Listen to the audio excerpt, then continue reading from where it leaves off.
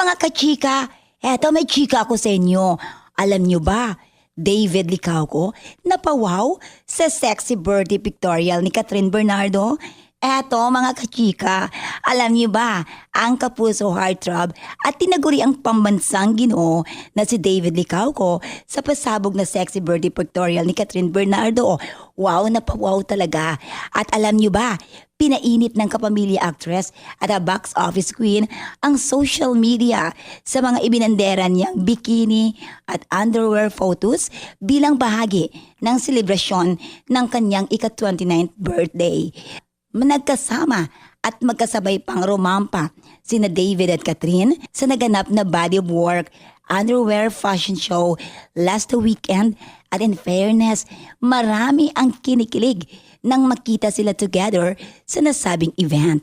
At alam niyo ba mga kachika, sa naganap na grand press ko ng bago niyang movie kahapon, March 27, ang samahan ng makasalanan ay natanong ang hunk actor tungkol sa pagrampa nila ni Kat sa nasabing fashion event.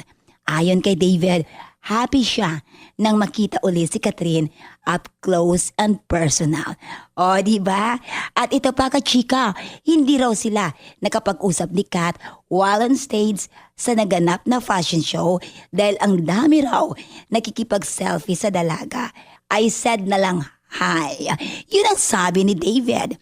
Alam niyo ba, hiningan din si David kung may birthday message ba siya para kay Catherine. Sabi pa, happy birthday Catherine.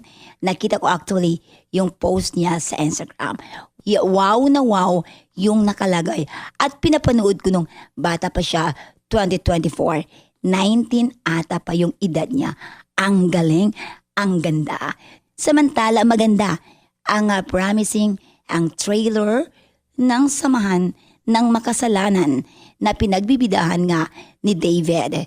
At alam niyo ba, makakasama ng pangbansang Ginoo sa pelikula sina Sanya Lopez, Joel Torre, David Shelder, Soliman Cruz, Betong Sumaya, Buboy Villar, Charis Solomon, Lizelle Lopez, Jade Texon, John Sabayton, Chanti Videla, Jay Ortega, Christian Singson, Shernan, Jerome, Luis Sisquera, Tito Abdol, Liana May, at ang premiadong child actor na si Ewan Mikael.